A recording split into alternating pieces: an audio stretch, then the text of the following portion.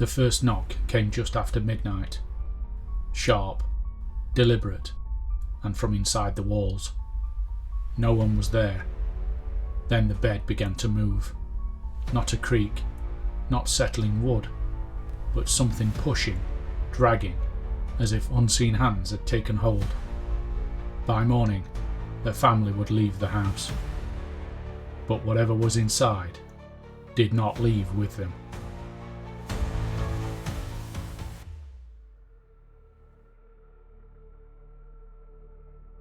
In a quiet street in South Shields, an ordinary council house became the centre of one of Britain's most disturbing modern hauntings, documented by investigators, police, and multiple witnesses. There were no ancient ruins beneath it, no recorded tragedies tied to the land, just a family home that had been lived in normally and without incident for years. What followed inside those walls would disrupt that normality completely, turning everyday life into a sequence of events that no one present could control or properly explain. The disturbances began subtly at first, with faint knocking sounds and small movements that could be dismissed as coincidence or the natural behaviour of an ordinary house settling. But the sounds did not stop, and instead returned night after night, becoming louder and more deliberate, no longer random but structured in a way that suggested intention. Sleep became difficult as the house no longer felt still, and the growing sense of being watched began to take hold, even during the quietest hours of the day. Objects soon began to move without contact, not falling or slipping, but shifting position completely, with items left in one place later discovered elsewhere with no clear cause. Furniture followed, with chairs scraping across the floor and doors opening without being touched, movements that were witnessed directly rather than discovered afterwards by those present. These events did not occur once or twice, but repeated consistently, forming a pattern that no longer resembled coincidence, but something controlled and sustained within the property itself. The activity escalated further as loud bangs echoed throughout the property, strong enough to be felt as well as heard, yet no clear source could be identified anywhere. Neighbours began reporting the same sounds, confirming that whatever was happening inside the house could be heard beyond its walls and was not limited to those living there. The building itself seemed to react, as though something within it had found a way to express its presence, not just privately, but outwardly to anyone nearby. One night, the bed moved across the room while it was still occupied, shifting with enough force to be unmistakable, witnessed by someone fully awake and aware of what was happening.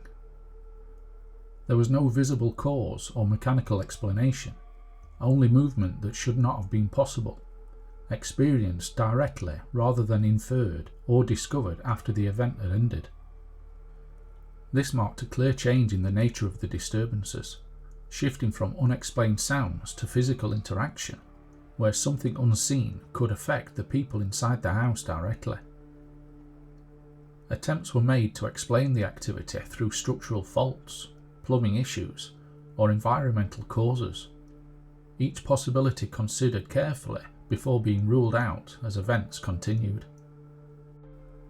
The consistency of the disturbances became the main problem, as they occurred too frequently and with too much precision to be explained by random faults or natural conditions. What remained was not a clear answer, but the absence of one, and within that absence grew the belief that something unseen was actively present inside the property. As the disturbances intensified, the family sought help first from local authorities, then from individuals experienced in investigating phenomena that fell outside conventional explanation. Reports were taken seriously, not dismissed, as multiple witnesses described the same events, often independently, with details that aligned too closely to ignore entirely. The case began to attract attention, not for what could be proven, but for what could not be explained, even under direct observation and careful scrutiny. Investigators entering the house reported an immediate sense of unease, describing a change in atmosphere that was difficult to define, yet consistently noted by those unfamiliar with the property. Equipment was set up in an attempt to capture evidence, including audio recordings and environmental measurements, aiming to document events that had until then only been witnessed.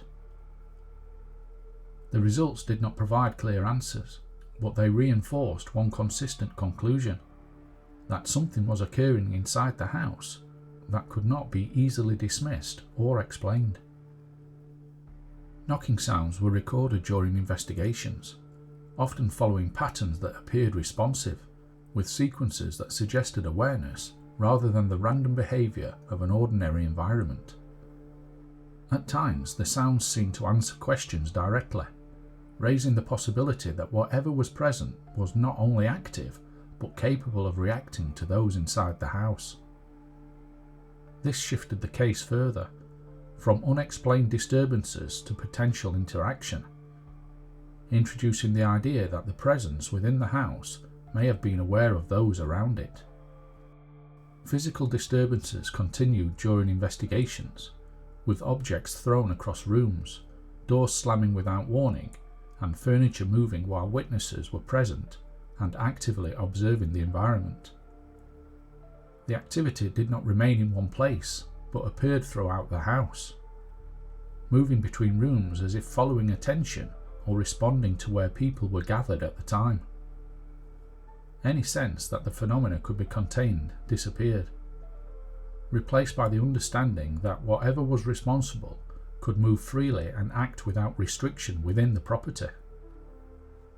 As investigators remained inside the house for extended periods, the disturbances continued without reduction, occurring in their presence and removing any suggestion that the events relied on absence. Objects moved without being directly observed, sometimes shifting only slightly, other times with force, creating moments where explanation became increasingly difficult to maintain.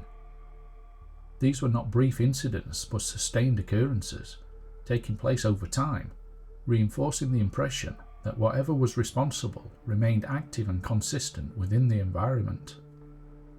Witnesses described sudden drops in temperature within specific areas of the house, localized changes that could not be linked to external weather conditions or structural airflow issues.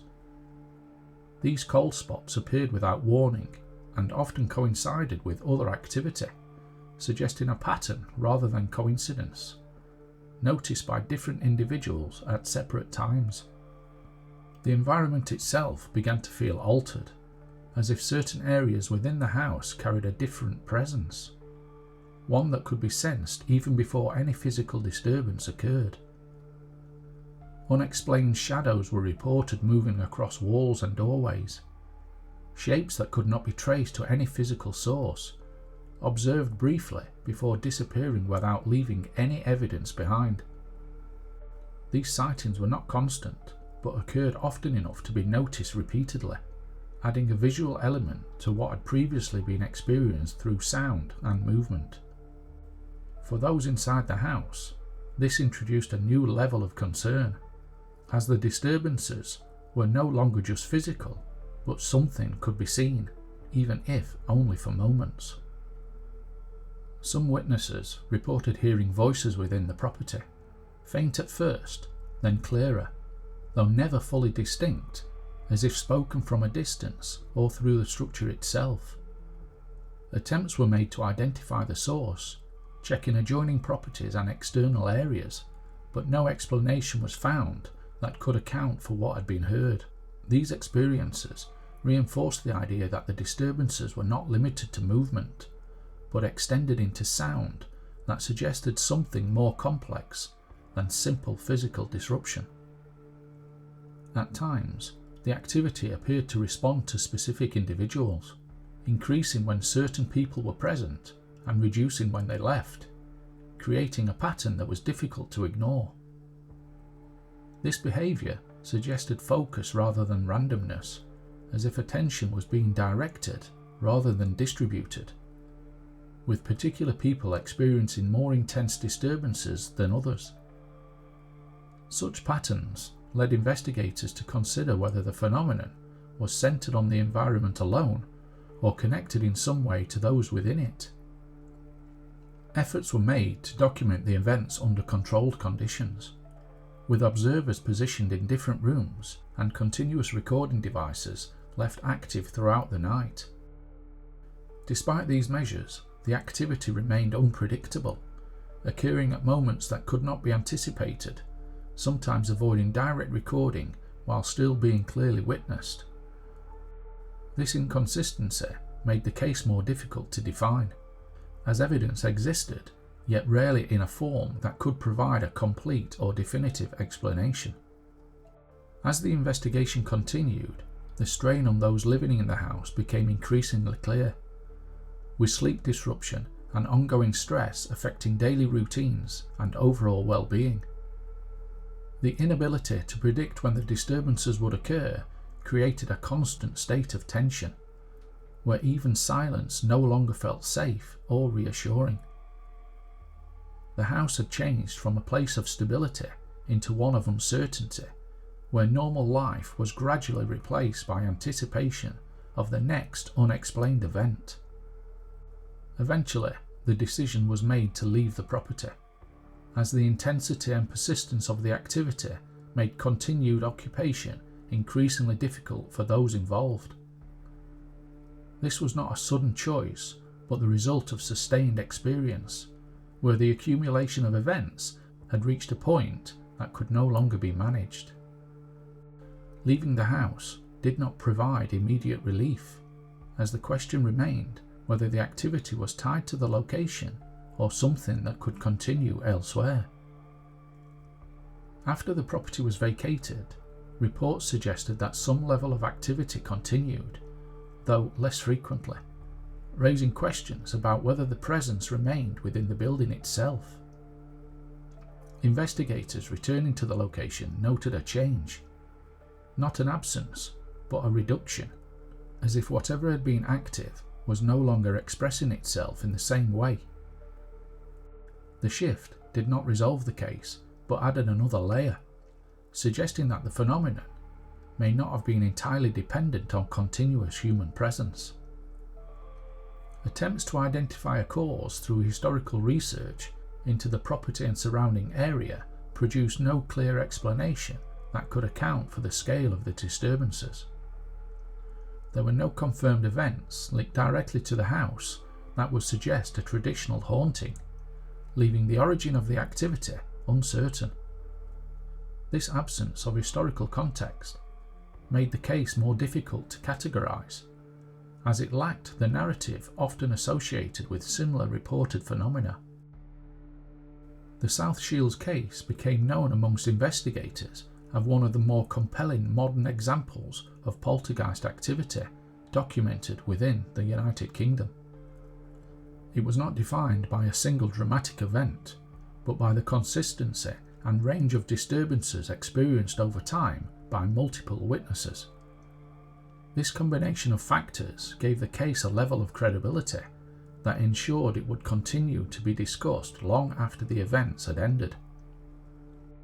Skeptics have suggested that some events could be explained through misinterpretation or natural causes, pointing to the lack of continuous recorded evidence as a limitation. However, those present during the disturbances maintained that what they experienced could not be reduced to simple explanation or misunderstanding. This divide between interpretation and experience remained central to the case, with no single explanation fully accounting for all reported events.